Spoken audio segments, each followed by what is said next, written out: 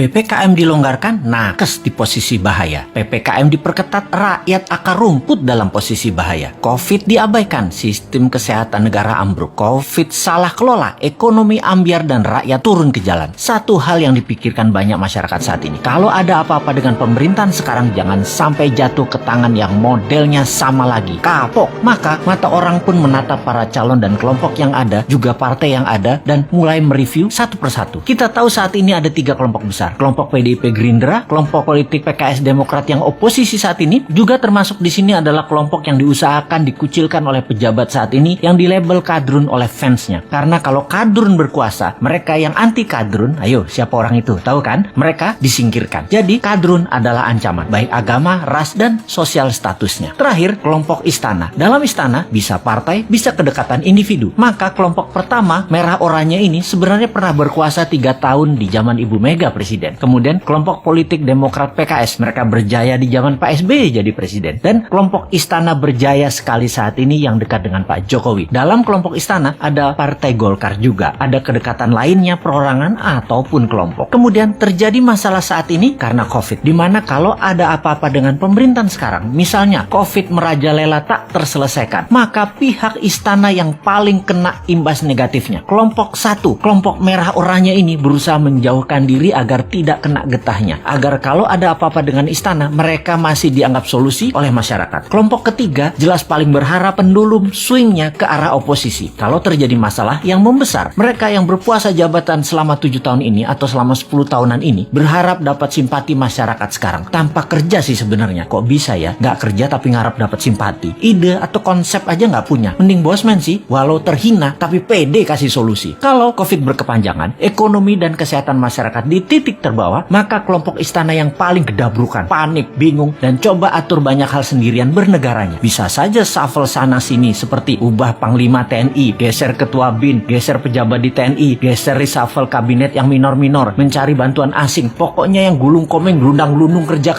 ya kelompok istana ini. Yang oposisi memanfaatkan ini semua dengan memberitakan hal-hal yang buruk di sekitar istana dan pejabat terasnya. Oposisi ini, 2 partai utama Demokrat dan PKS ditambah pasukan yang dicap kadrun, yang dicap jual agama. Itulah mereka para oposisi. Di posisi 1, mereka siap-siap ambil peluang juga agar kepercayaan masyarakat tumbuh ke arah mereka. Juga tidak dipersalahkan atas kesalahan kelolaan Covid dan jatuhnya ekonomi karena istana yang paling bertanggung jawab. Kalau istana berhasil melewati masa pelik ini selama 3 tahun ke depan, posisi 1 dan posisi istana berusaha memainkan dongeng kesuksesan ini untuk bekal 2024. Kompak lagi mereka. Singkatnya, saat ini yang namanya politikus sisa, banyak yang masih diam-diam baik untuk ambil posisi. Mau miring ke istana atau mau ikut oposisi dengungkan terus kejelekan istana, gak banyak actionnya mereka ini. Mereka ini seperti Nasdem, P3, PAN, PKB, Hanura. Partai-partai miring ke istana ini juga terasa sekali mereka lagi ambil jarak dengan istana sekarang. Deket enggak, jauh enggak, bantu enggak, ngerecokin dikit palingan. Inilah peta saat ini kalau kita persingkat. Nah, kita sekarang ke depan bagaimana? Kita sekali lagi ingatkan, 3 posisi tadi yaitu kelompok pertama merah oranye, kelompok istana, dan kelompok oposisi. Ini petanya kita tarik ke belakang. Kita lihat 20 tahun terakhir ini. 3 tahun Ibu Mega, 10 tahun Pak SBY, 7 tahun istana saat ini. Total 20 tahun. Kemudian kita list daftar calon pemimpin 2024. Para calon yang ada saat ini adalah datang dari ketiga genre politik yang ada. Sebutkanlah satu persatu. Pasti mengacu ke salah satu kelompok. Misalnya Pak Prabowo masuk kemana? Sudah tahu kan? Pak Erik misalnya masuk kemana? Pak Ganjar, Pak Anies, Pak Ridwan Kamil masuk kemana? Jelas ya? Ini pertanyaan new mind sekarang. Apakah dalam 20 tahun terakhir negara Indonesia jadi negara superpower? Apakah Indonesia jadi negara yang ditakuti dan disegani di sekitar kawasan? Apakah Indonesia jadi negara tidak impor lagi dan menjadi negara produsen kelas dunia? Apakah pendidikan Indonesia terbaik di dunia saat ini? Apakah sumber daya alam Indonesia masih utuh atau sudah mulai habis tanpa membuat Indonesia jadi kaya? Bener nggak? Pertanyaannya sekali lagi, yakin masih mau sama mereka yang model kelolaan negaranya pasti sama seperti dalam 20 tahun terakhir ini? Yakin masih memilih orang yang di etalase itu semua? Berani nggak ambil yang baru, yang beda, yang timnya kuat di dalam dan di luar negeri, yang bukan genre bernegara ala 3 kelompok yang berkuasa, yang akan menyatukan semuanya di bawah kekuatan yang baru?